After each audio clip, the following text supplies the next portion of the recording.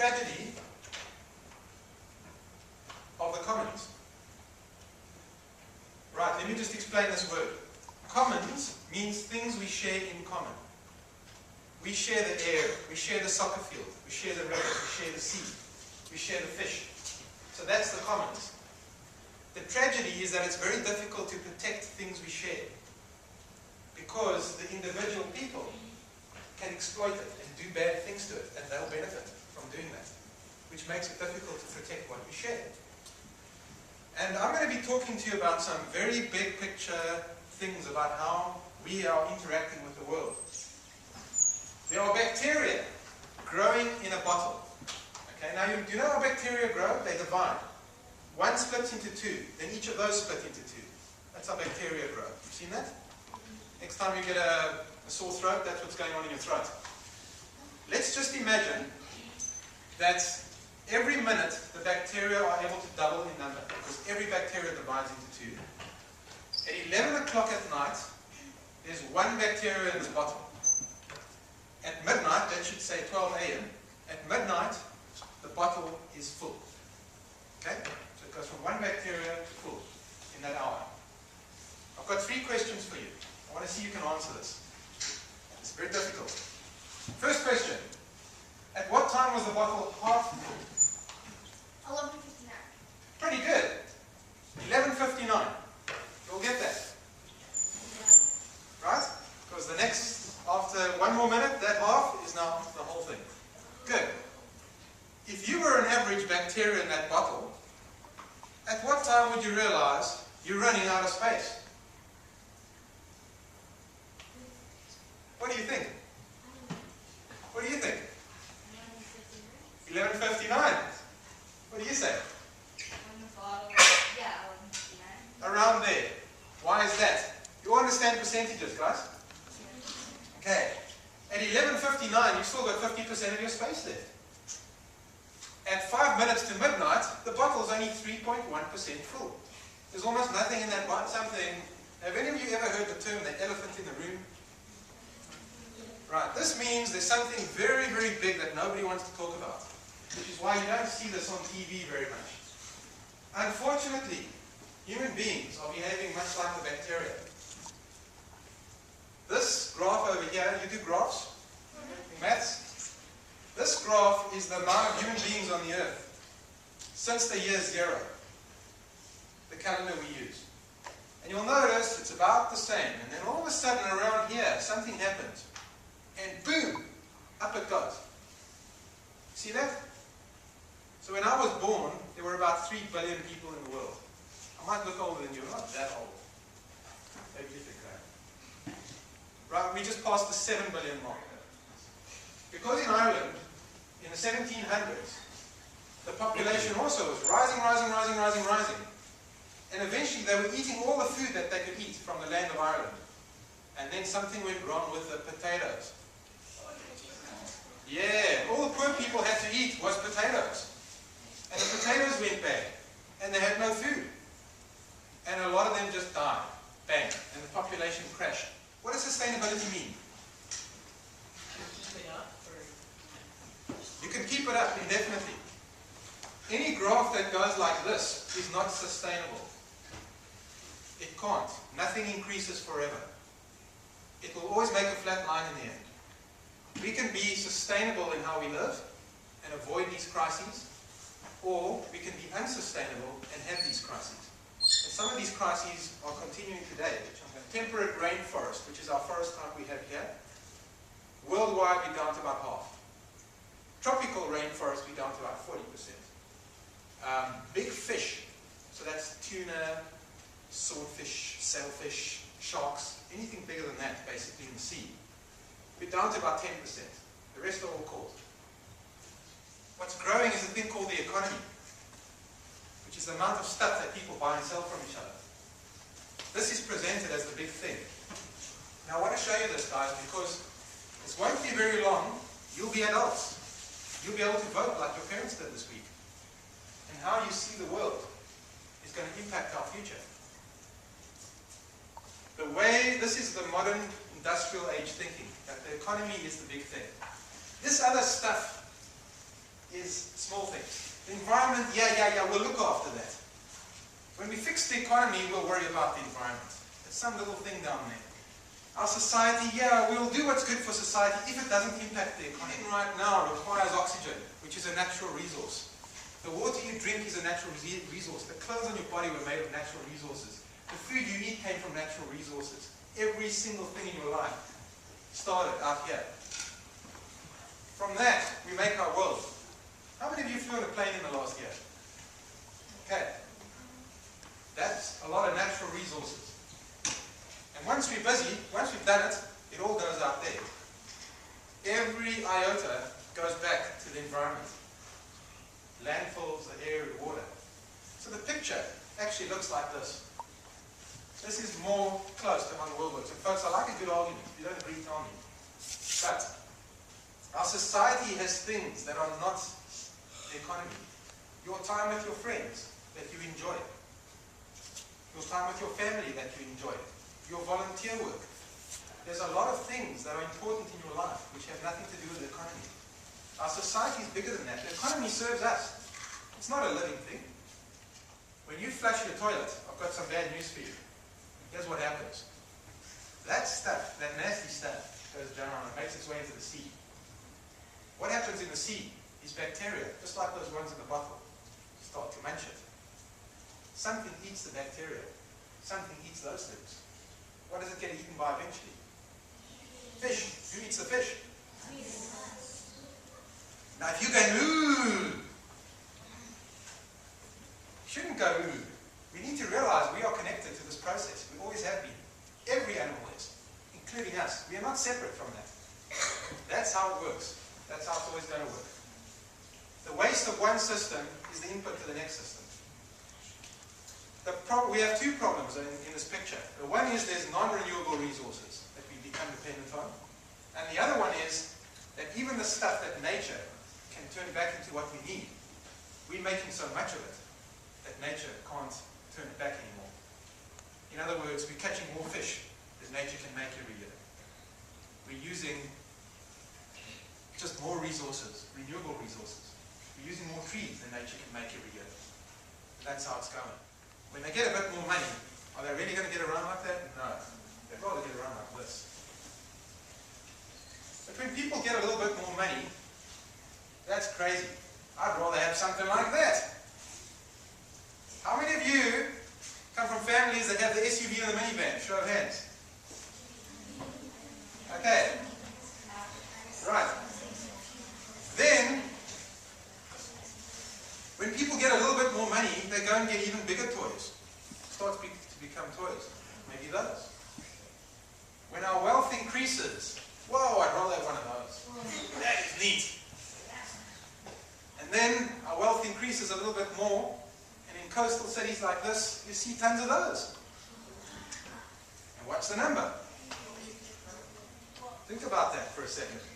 Think about what it would take to get from here to Victoria Harbour on one of those. Then, the toys get a little bit bigger. When people get more money, they might even get one of those. Whose house is this, folks? Donald Trump. Not Donald Trump. Bill Gates. Not Bill Gates. John?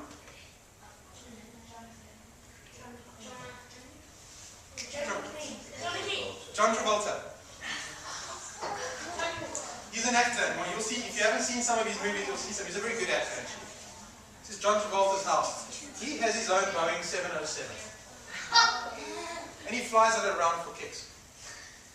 And let me tell you, in 1 hour, what he uses takes me 10 years to use in my car. And I share a car with my wife and I go out for work and goes into the food supply. What do you need to make food? Alright, you need land. You need soil. You need good soil. You need water.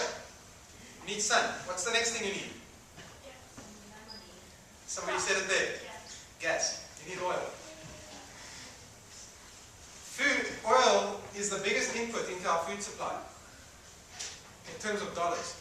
When the price of oil goes up, the price of food goes up. Go and look at the supermarket. Ask your parents what they're paying for food this year compared to last year. The one drives the other because the farmer uses oil to drive his tractors around. He uses oil to pump the water out of the river to irrigate that farm. He uses oil to process the stuff, to transport it to the supermarket. Everything uses oil right along the way. The price of oil determines the price of food. When the price of oil gets very high, who does the starving? Travolta or the guy on the right? Okay. So this person gets the benefit, this person gets the pain. Firstly, here's the global warming graph. This here is the carbon dioxide level, and you'll notice it's going up.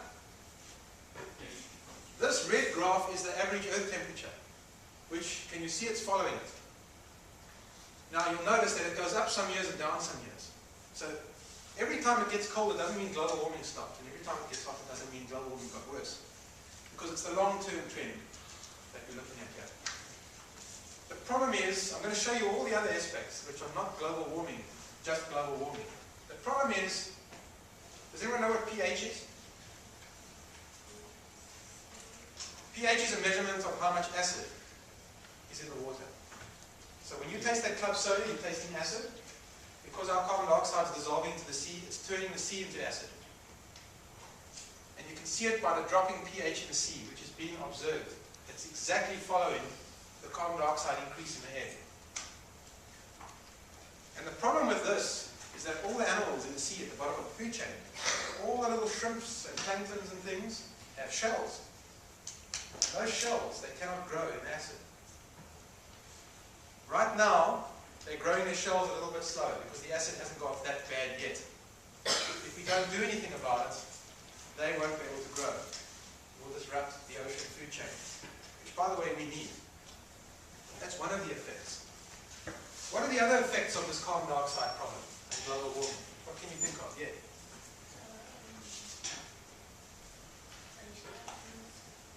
The ice caps can melt. Yeah. Now, if the ice caps melt, there's animals that live there that need the ice. What's an example of that? Yeah. Not just the polar bears, by the way. It's all the seals. Not just the seals, by the way. But underneath that ice every year is where a whole lot of algae grows. And that algae feeds the krill.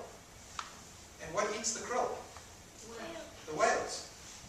Yeah, the whales also need the ice. And they migrate every year to that ice to eat the krill. Without the ice, the whales can't live either.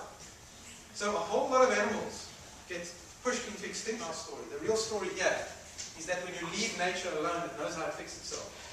We can help that, but generally nature can fix itself. We just have to leave it alone. And that has a lot to do with how we solve a lot of the problems I've shown you. The ozone. You ever seen a spaceman in space? That helmet he wears. You can't see his face, right? Ultraviolet radiation from the sun fries everything. Nothing grows under it. You can't grow food under it. You can't live under it. Plants can't grow under it. It's deadly. What protects us, we've got this big giant sunscreen on the earth. It's called the ozone layer. And we found that we were making stuff that was killing it. Putting a big hole in it. And all the nations of the world got together, in Montreal actually in the 80s, and they decided to stop doing that. And they agreed to take these chemicals away. And the hole, it's actually the worst it's ever been right now, this year.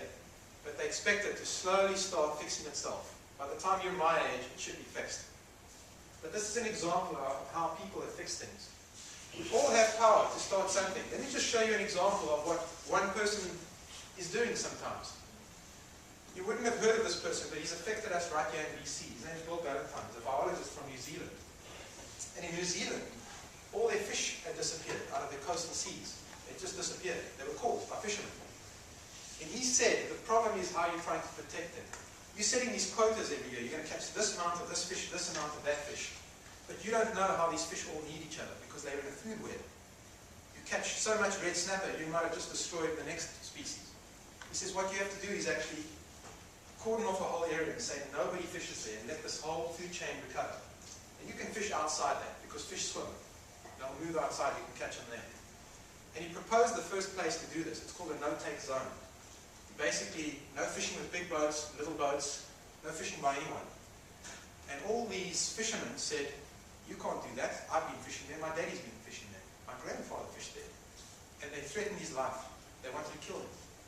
But eventually, they created this no-take zone. And you know what happened? By the way, there were no marinas and no sewage inlets. But what happened no sewage input. But what happened in this no-take zone, areas that used to look like this is what's called an urchin barren. Has everyone seen a sea urchin? They eat the baby seaweed, basically, the kelp. If you've got enough sea urchins, they'll eat all of that seaweed, and you'll just get a place like this which only has urchins. As soon as they got all the people out, the predators started to get bigger. When the predators got bigger, they started to crack the sea urchins. When they got rid of the sea urchins, places that started like this started to look like that. And the fish came and started breeding in that kelp again. Yes? Not pollutions.